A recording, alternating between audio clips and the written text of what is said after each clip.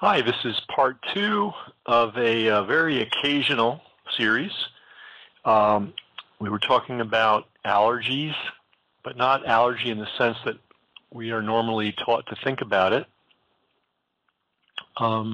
If you ask somebody what an allergy is, they'll tell you it's pollen, dander, dust, goldenrod, and it causes itchy eyes and sneezing. Well, back at the turn of the last century, the early 1900s, U.S. doctors had a much more advanced understanding of allergy. They realized two things. One, that anything, any substance, could cause an allergic reaction. That was number one. And number two, those allergic reactions could be very individualized, and they could be very extreme. I mean, we're all familiar with the situation of somebody who's got a hyperallergy to peanuts, and even a little bit of peanut dust can kill them. Well, that one couldn't be denied. So that one is now out of the bag and people know about it. But there are many, many kinds of foods and certainly many, many, many, many chemicals and many pharmaceutical drugs that cause allergic reactions. You ever see those ads on TV when they say, you know, take Dominex and but let your doctor know if you're bleeding from your eyes or if you're, you know, and then they reel off this long set of adverse reactions. Well, those are allergies. But what happened? Why don't we know this? Why did all this consciousness end? Well, in the late 1920s, German chemical manufacturers, and my understanding is French chemical manufacturers too, as I've learned a little bit more about this, basically co-opted the medical profession in Europe and basically worked it out so that doctors no longer found that any manufactured product could be an allergen. That consciousness was wiped out.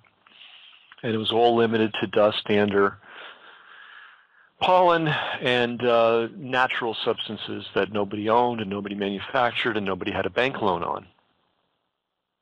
Why would chemical industry do that? Well, because they were creating a lot of new products and they didn't want the public to be aware of how dangerous these products are and how many injuries they can cause.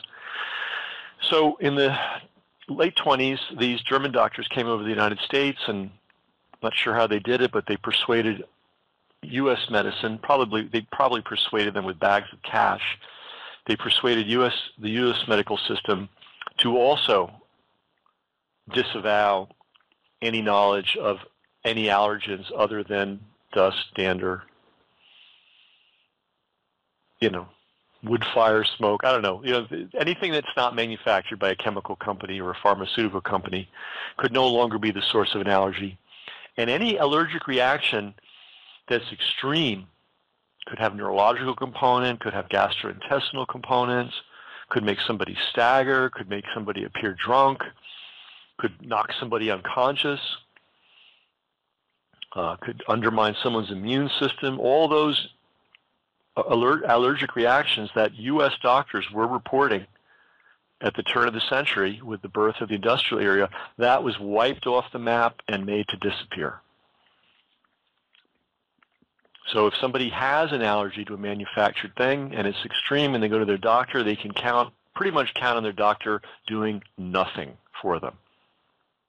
And we're talking about millions and millions of people. Now, the doctor will take a fee. They've never forget how to do. But practice medicine, that's a little different story. So we were reading from a book by Theron Randolph, who is one of the guys that did not surrender. He's an American doctor who passed away. He was practicing in the late 40s, and he was writing as late as the 1980s and 90s. And he and a bunch of other ethical physicians, and they do exist, created something called ecological medicine, now known as environmental medicine, which basically says, yeah, there's all kinds of things that can cause, quote, allergic reactions. And some of these allergic reactions can be very, very serious indeed. Learning disabilities, autistic-like behavior, multiple sclerosis, headaches, inability to concentrate, hundreds and hundreds, as many negative effects as you can imagine, allergies can be expressed. And so their approach to medicine, when somebody had a, quote, mysterious ailment, was to look for an allergy in the big sense of the term. Look for the allergy, find it, and help the person deal with it. Contrast that with the 99.9% of doctors who will say, well, I don't know, must be in your head, pay me. What a business, huh? What a great business. You set up yourself as an expert, you get massive fees, you're entitled to abuse people by having them making them wait in your office 30 minutes, 40 minutes, an hour, however long it suits you. They come for help, you give them no help because of your own ignorance and arrogance, and then you charge them through the nose. That is a hell of a business. But anyway, there are doctors that are familiar with this. There are not many of them. And what's interesting is their books and their publications and their flourish of creative activities, which started in the late 40s and continued into the 80s, it's kind of died out. And talking with somebody, an ethical doctor who experienced this firsthand, he said that basically in the 1980s, when Big Pharma decided that they wanted to get into the psychiatric drug business, they were already in it, but now they wanted to turn everybody into a psychiatric patient and drug everybody and turn every medical problem into a psychological problem so they could put somebody on drugs for the rest of their life. They started shutting down this branch of medicine, this renaissance of allergy medicine, which was doing very beautifully. They were saving people's lives. They were doing incredible work. So those books are now mostly out of print. You can find them and used on the internet if you search around, but they're certainly not in the mainstream. And when you go to things like YouTube and even Google, it's just not easy to get information about this. So one of the things that I encountered when I embarked on this study is their attitude towards alcoholism and other forms of addiction, but primarily focused on alcoholism because that was really the issue of the the 70s and 80s, the issue of white middle class people. So that's what people focused on. So they have a way of looking at this ailment and a way of treating it that is very unique. And I'm going to read about that right now. And we are reading from, this is going to be a little hard for you to find now. I should have prepared a little better, but you get what you pay for. This is from the book An Alternative Approach to Allergies by Dr. Theron G. Randolph, MD, one of the great pioneers of ecological medicine. Well, you know what? I'm going to have to go to the other book. Okay. And this is from another book called Dr. Mandell's 5-Day Allergy Relief System by Dr. Marshall Mandell. Compulsive drinking is rarely psychological. So that's a very interesting point. After Dr. Wrinkle and Dr. Randolph discovered and enlarged their understanding of the addictive form of food allergy, a whole new perspective on compulsive drinking emerged. Dr. Randolph realized that in many cases, compulsive drinking is a form of food addiction, and alcoholism, an addictive physical disorder, not a psychological or emotional problem. Okay? I think almost everybody listening to this call has people in their family or certainly in their social circle that have developed serious substance abuse problems, whether it's alcohol or something else. And, very often these are people who were otherwise productive, positive, happy members of society. And bit by bit, they came under the spell of these things, and next thing you know, they're gone, and they can't find their way back. And to me, when I've seen people in that condition, it's always seemed to be a physical thing. Yes, there are people who, psychological problems can also occur along with this kind of a physical problem. But you see the physical aspect of this illness. You don't have to be a doctor, an MD, to see that. You just have to have common sense. But of course, if someone goes to an MD, they'll be told it's an emotional problem, or it's a spiritual problem, or it's a character problem. And not to say that there are people with addiction problems that have those problems too, but there's a strong, strong physical component. And you'd be hard-pressed to find any information about that on the internet these days. And again, why? Because it's probably in the best interest of Big Pharma for you not to know. All right, an alcoholic may think or have been told that he is drinking to combat an anxious or depressed state of mind due to some emotional problem. And a drink certainly makes him feel better fast. But in reality, he is suffering from the addictive form of food allergy, and his anxiety and depression are nervous system allergic reactions to the food residues of the source materials in the alcoholic beverage. Excuse me, I'm going to cough.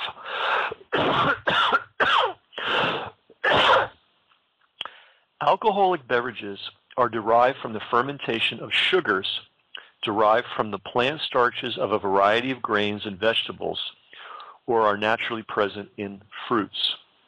Bourbon, for example, is distilled from the fermentation product of corn, barley, rye, and yeast.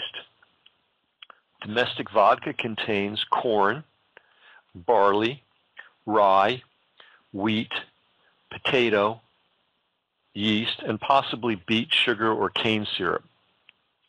Beer contains corn and barley malt. Grape is in wine. Sugar cane is in rum. They all contain brewer's yeast. The presence of alcohol accelerates the absorption of materials from the upper intestinal tract into the system. As alcohol is absorbed, it carries along with it the specific foods from which that particular alcoholic beverage was derived, as well as foods or drugs ingested along with the alcohol. Any and all of the ingredients from which alcoholic beverages are made can produce an addictive form of advanced food allergy in a person who then becomes a compulsive drinker.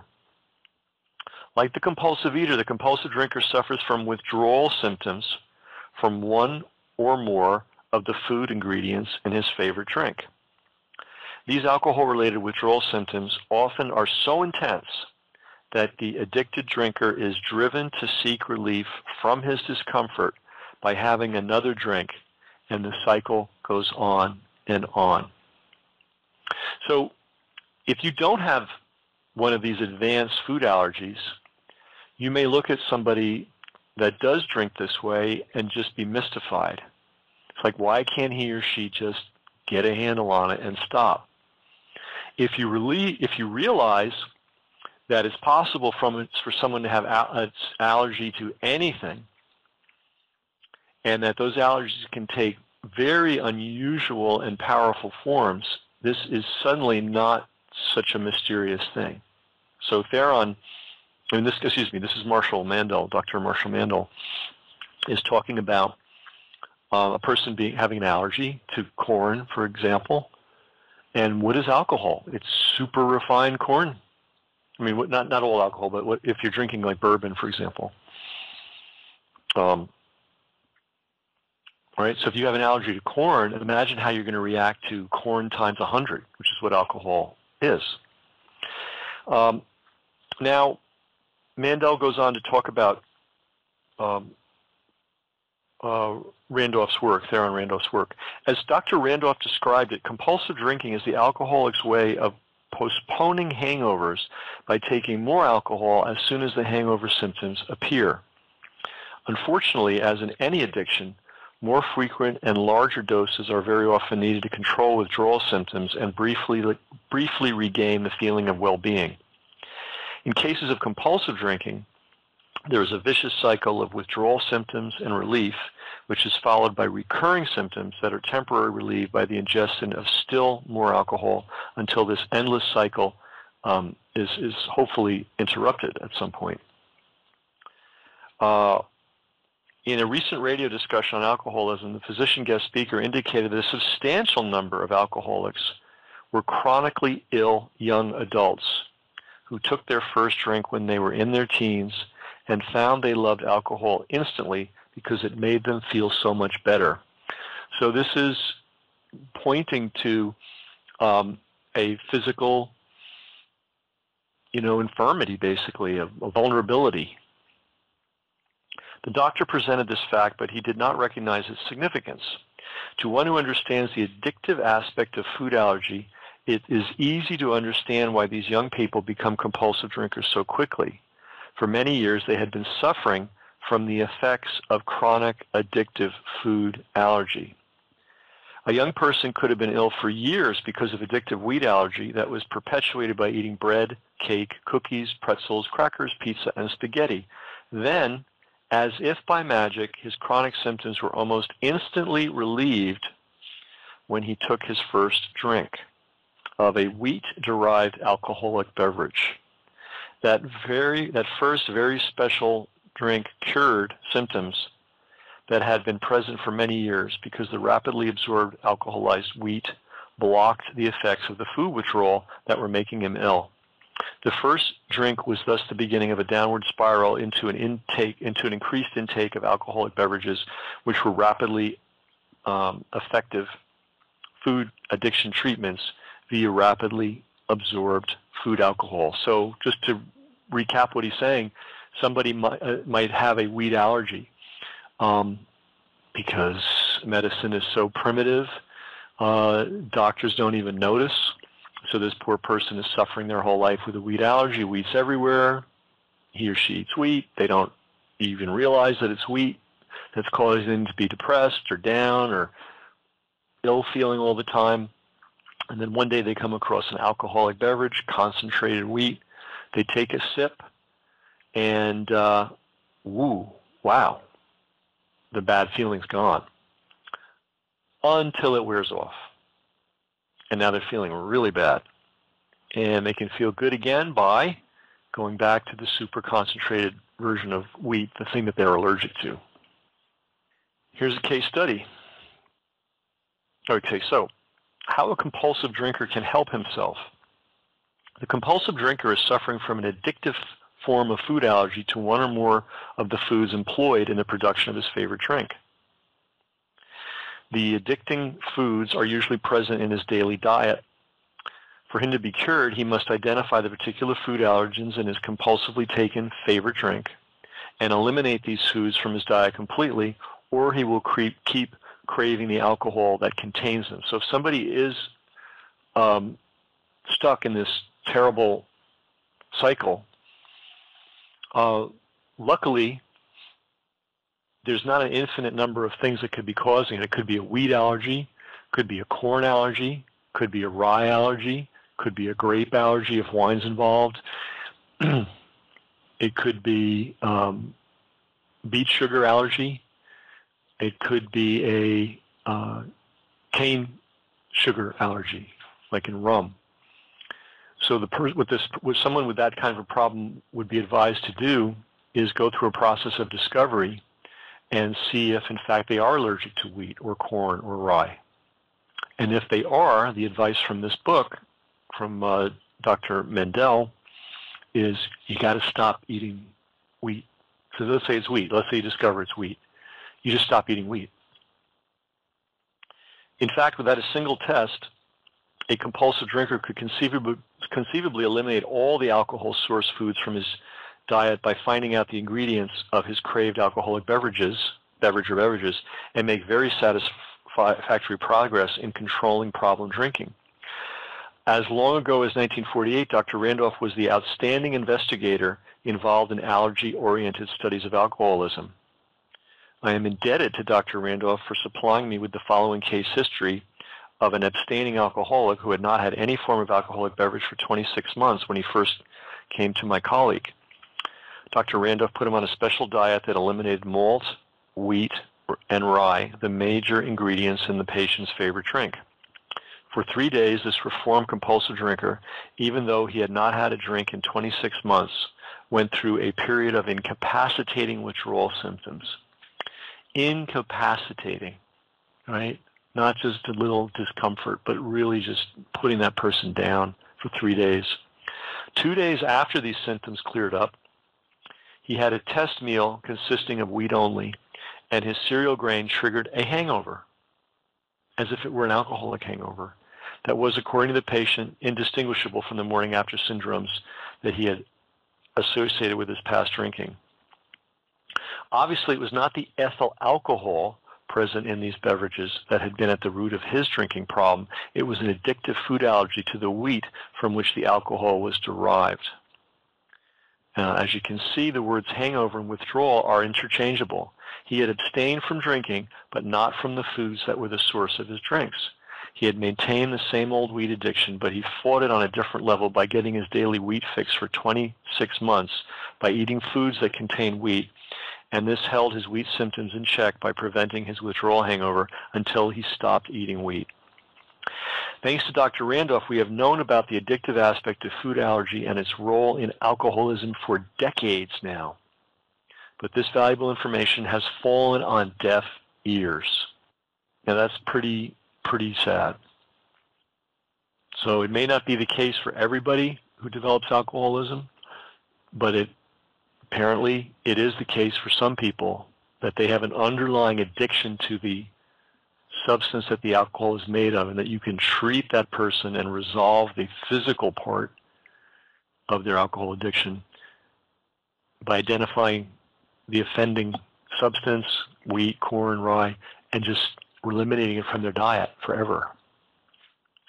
And this has been known for decades. And I had to find it in an old paperback book that came out in 1979. So you have to ask yourself, what is going on? I mean, is the money that's being made from providing rehab services and drugs so important that we can't share this basic facts of medicine with the public? Apparently so. Apparently so. And then he gives some case studies. Now he has something to say about Alcoholics Anonymous. AA has the best of intentions, but unfortunately it is often attempting to deal with compulsive drinking that is actually an advanced form of addictive food allergy. Notice he said often, not in every case, but often. No amount of the buddy system or calling upon a higher power is capable of eliminating food addiction. The compulsive drinker, and I can't emphasize this point too strongly, must find out if addictive food allergy is the cause of his problem with alcohol. Because if it is, and he gives up the alcoholic beverages that contain the foods to which he's addicted, but does not eliminate those same foods from his diet, he is never going to be free of the symptoms that he is able to relieve temporarily by drinking in the first place. He goes on to say, I attended 5 local AA meetings as a guest observer several years ago to learn about their program because some of my patients were heavy drinkers. During a period following one of the meetings, I raised the issue of food allergies and asked if anyone attending the meeting was aware that he might have them. A number of hands shot up, and some of the members said that they also had allergic reactions to alcohol. However, no one had ever told these people that if they were allergic to commonly eaten foods such as wheat, malt, barley, sugar, corn, rye, yeast, etc., which are the ingredients present in alcoholic beverages, that there would be a delayed allergic reaction triggered by these foods when they drank alcoholic beverages prepared for them, as well as when they ate them. The directors of AA have been made aware of these facts, but they resist this knowledge about food addiction as a major cause of compulsive drinking because it doesn't fit into alcoholism as they see alcoholism. They do claim some, quote, cures, yet according to Dr. Randolph, the successes of AA are quite limited and actually may happen only when the compulsive drinker finds that the drink that used to give him relief no longer does so and now makes him ill.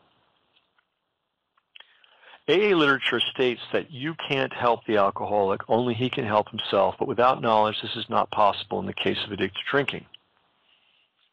AA says the alcoholic has to hit rock bottom. But this rock bottom state is not when he has lost his job, house, car, wife, and children. And now here's the key.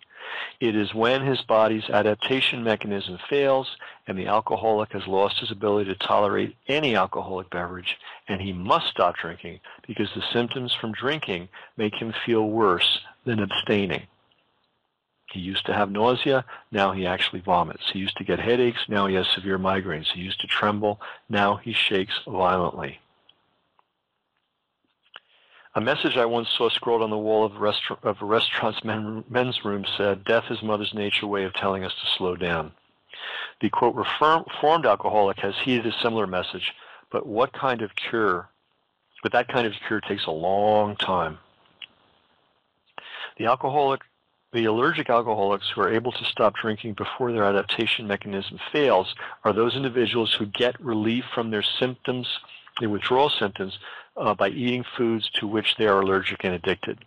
Instead of drinking rapidly absorbed alcoholic foods for relief, and these doctors are talking about alcohol as if it is alcoholized food, which is what it is. Many abstaining reformed alcoholics have an instantly available pocket full of corn, malt, and or sugar-containing candy or raisins, or they may compulsively drink sugar-sweetened carbonated beverages, or eat wheat, corn, oats, barley, malt, or rye-containing foods in a manner that relieves or blocks withdrawal symptoms. So one way that people who have this problem may be managing themselves is to always be nibbling on crackers, for example.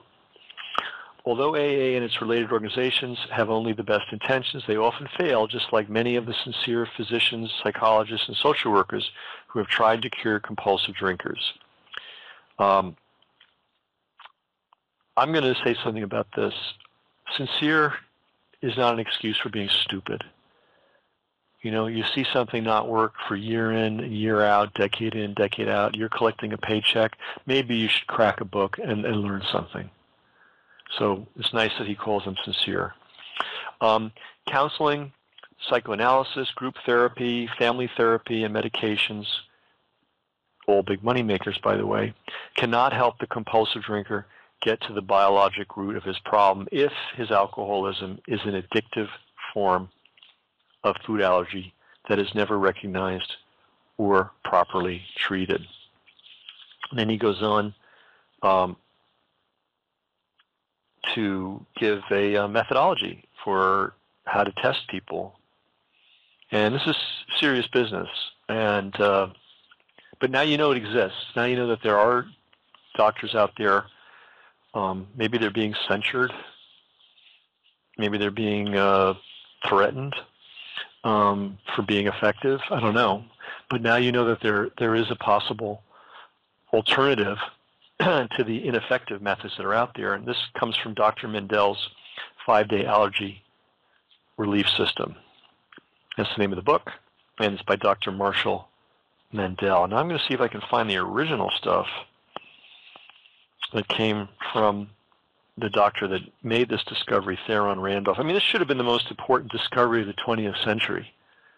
I mean, how many hundreds of millions of people over the last 100+ years have suffered from this when it could have been resolved? Okay, chapter 10. And this comes from An Alternative Approach to Allergies, a new field of clinical ecology unravels the environmental causes of mental and physical ills.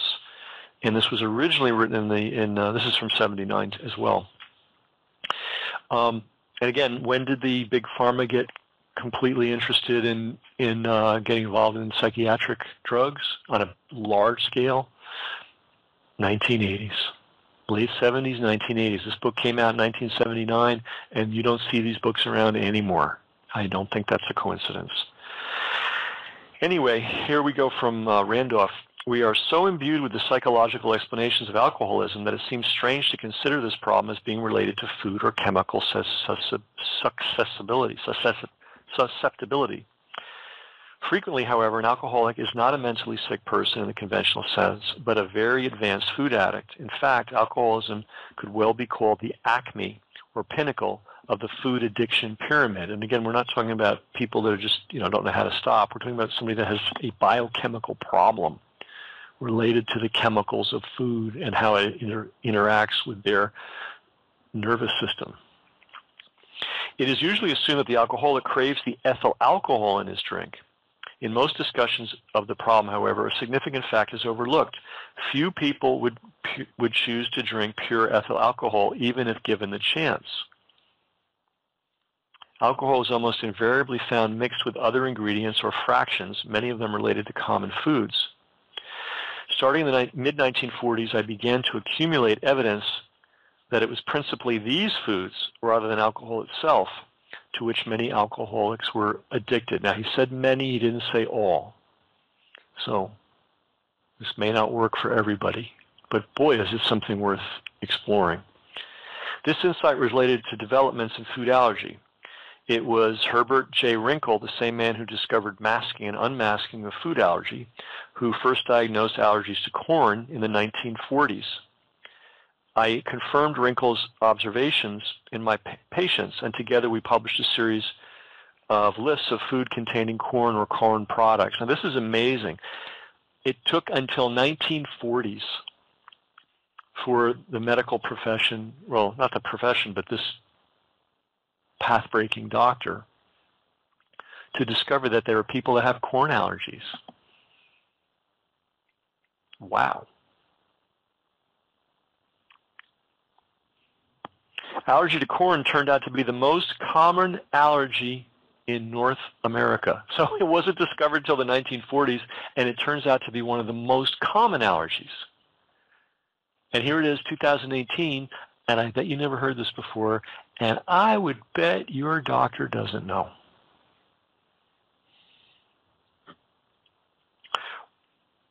Why then, had it not, here's his question, why then had it not been discovered until the 1940s, years after the common allergies were described? The answer lay in the very fact of corn's popularity. Because it was present in practically every meal in one form or another, obvious or disguised, it was extremely difficult to unmask. It was only when we had compiled a fairly complete list and ferreted out the corn in numerous products in the form of corn syrup, corn starch, corn oil, and so forth, that we could perform adequate tests. Got to do a sidebar here. We didn't have, when this book was written, corn syrup was just getting started. Archer Daniels Midland, or whatever that company is called, who used to buy, and they still buy ads on all the Sunday public affairs shows on the big networks. They bought those ads religiously, and what that was a form of bribery, because corn syrup is not a food. Corn is part of it, but it's basically a highly industrialized, highly toxic product with traces of mercury. That's not debatable. That's not controversial. There is mercury in corn syrup because it's made with industrial metals. They have kept this knowledge of corn as an allergy away from the American people with the help of the news media and the medical profession, which seems to be happy to just go along with just about anything. So when we see corn syrup is now in every single sweetened product on earth, and we know that it's one of the most common allergies in North America, we no longer have to wonder why so many people are sick. But Archer Daniel Midlands, or whatever their name is, or Archer Midland Daniels, whatever, they don't want you to know, and they paid for you not to know. And all the companies like Coca-Cola and Pepsi and all those companies owned by Warren Buffett and people like that, who, by the way, glory in your addiction. Make no mistake about it. They know. And that's why their money is in these businesses, because they know there's great money in addiction. Warren Buffett, the kindly old grandpa, he was once quoted as saying, this is out of his mouth, he loves the cigarette. This is before cigarettes became taboo. But he loved the cigarette business because they cost a penny to make, $1 to sell, and they were addictive. Okay? So these demons know exactly what they're doing. That may be why corn syrup is put in everything, because it has a allergic addictive quality to many, many people, and therefore once they buy your garbage food, they're going to be likely to buy it again to relieve themselves of the hangover they got from the first time they ate it, but they don't realize they're being poisoned. You see how this works? And then you go to the doctor gets paid, doctor gives you a bunch of drugs that make you sicker, Big Pharma gets paid, everybody's getting paid off enforced ignorance.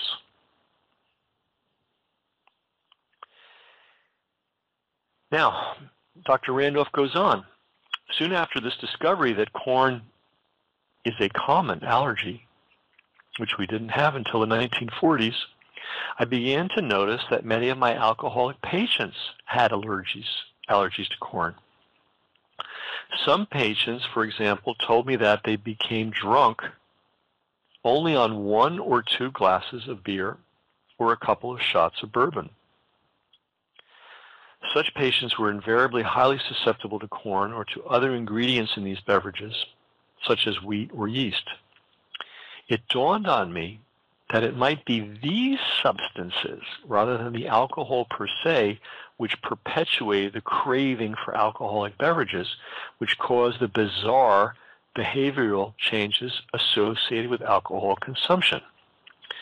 Since alcohol is rapidly absorbed into the bloodstream, it was likely that these food fractions were rapidly absorbed along with it, creating problems for the susceptible.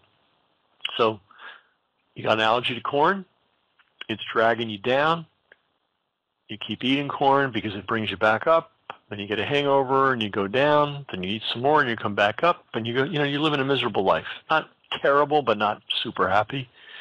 And then you have your first drink of supercharged corn in the form of beer or whiskey. And suddenly you're lit up. It's like, wow, I got all that corn that I ever wanted. But then what comes?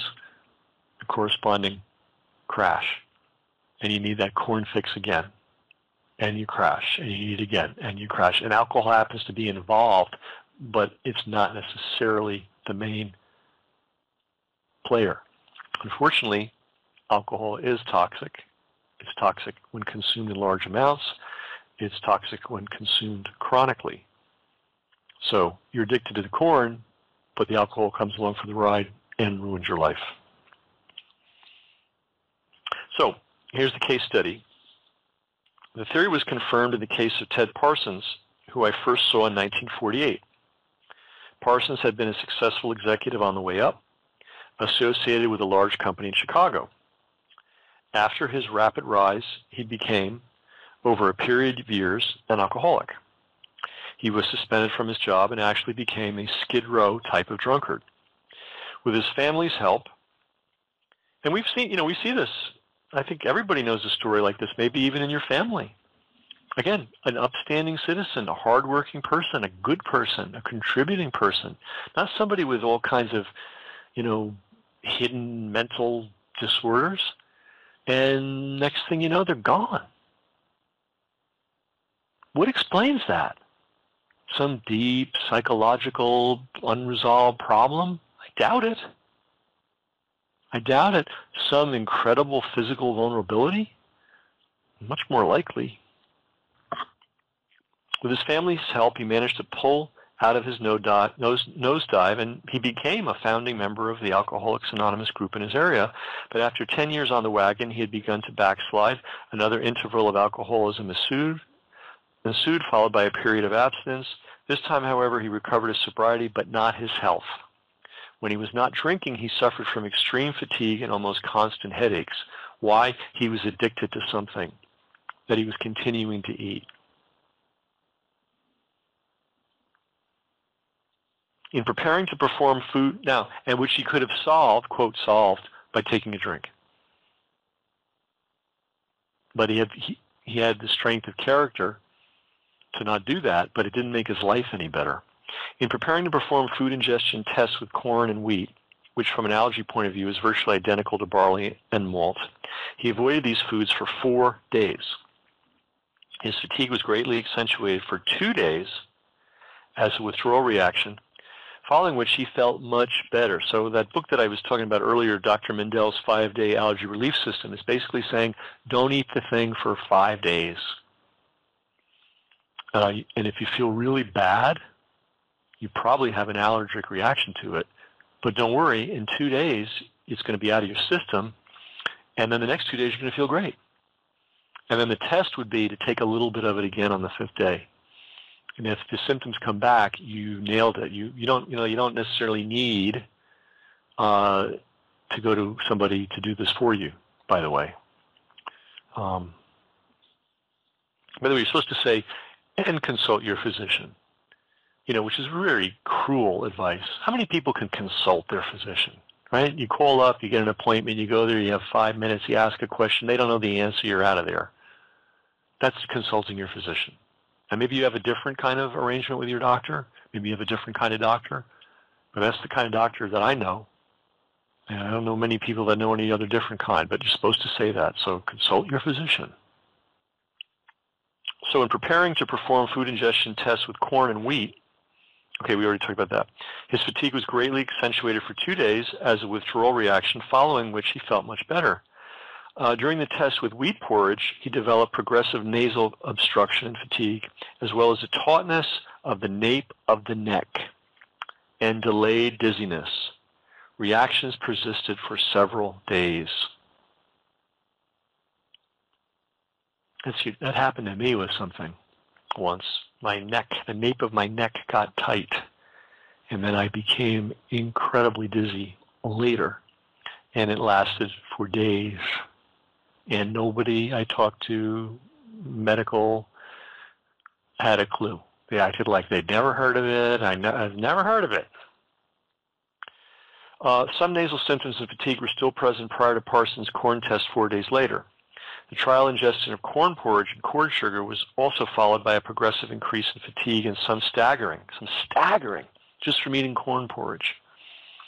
Fearful that he might head for the nearest bar on the way home, I placed him in a taxi, paid the driver to take him home directly, called his wife and tell him when I was done. His fatigue increased that night, so he had a little bit of this porridge, and wow. Parsons called me the next morning and commented, "It's funny to have a hangover 21 months after having stopped drinking. There is no difference between the fatigue this morning and a bad alcoholic hangover." He went on to describe how he had to crawl to the bathroom because he was too weak and dizzy to walk, and that his lassitude, dizziness, and uneasiness could be relieved just like that, as if by the snap of the fingers with a drink. When he asked me what is wrong with me, I explained he was having a true hangover, not from bourbon, but from corn, its principal ingredient. He had apparently been allergic to wheat, barley malt, and corn, as well as certain other foods, for years without realizing it. His addiction to bourbon had been an attempt to get a high level of cereal grains into his system as rapidly as possible and to maintain that level of stimulation to avoid the hangover. His more recent headache and fatigue could be explained by the perpetuation of his corn and wheat addictions, but at a much lower unsatisfactory level by the use of more slowly absorbed wheat and corn-containing foods. So his allergy addiction was so strong, the only way he could keep it at bay was by drinking supercharged corn, wheat, alcohol. That way he could stay ahead of the hangover. But when he just ate plain old wheat or plain old corn, he could not do it. By avoiding wheat, corn, and a few other incriminated foods, Parsons found that his headache and fatigue not only subsided, but what is more, his craving for alcohol disappeared. So he had this allergy. It was undiagnosed. Finally, he got in the hands of an intelligent doctor. It was uncovered, unmasked. It was tested, and by God, it was really there. and he was advised stay off wheat, stay off corn, and in a fairly short period of time, all those daily negative problems he had, the headaches and fatigue, went away. And I'm just going to say it again, his craving for alcohol disappeared. So what was he really craving? Was he craving alcohol, or was he craving a supercharged version of this food to which he had a enhanced, advanced, addictive allergy? This craving is, of course, the bane of many ex-alcoholics' existence. One can, with extraordinary willpower, stop drinking, but it is far harder to conquer the desire to drink. Parsons' case suggested a possible reason for this difficulty. The consumption of other grain-containing foods would perpetuate the underlying problem, the food addiction allergy. Thus, in a sense, the alcoholic is never completely free of his alcoholism as long as he is consuming the foods that constitute his addictant. Parsons, for example, carried around with him a pocket of candies containing corn sugar, which he sucked whenever he had the urge to drink. This was, in fact, the standard operating procedure of his Alcoholics Anonymous unit. Through practice, these individuals had found that they could relieve their craving for grain-containing alcoholic beverages by sucking on another rapidly absorbed form of grain. They had, in effect, transferred food addiction in its highest form, alcoholism, to food addiction in a less severe form, and from the addict's point of view, a less satisfactory form, addiction to corn sugar. When Parsons realized that he was actually perpetuating his problem by eating this candy, he stopped immediately and avoided all contact with wheat, corn, and related foods that had been implicated. Let's see. What are these food components? Oh, and then here we go. And it's pretty clear. If you got a corn allergy and the drink is made with corn, and you got a really wicked one of these, you remember, we got to go way back to the beginning, back at the turn of the last century. Doctors in Europe and the United States were learning that you could have a super heightened allergy to something. Super heightened, like not runny nose, but like you lose your mind, literally, right? And it could come from any source, not just dust, not just, cat dander. But then the German and French chemical companies corrupted medicine in Europe, and then the corrupted doctors of Europe came to the United States and corrupted the medical professionals in the United States, and they dropped this branch of medicine. And it was picked up in the 40s, continued on until the 70s and 80s. There are probably some people still practicing it, but it's not as well known as it should be. So that's pretty obvious, right? If you had corn allergy, super corn allergy, and there's alcohol that has corn in it, you could have a problem.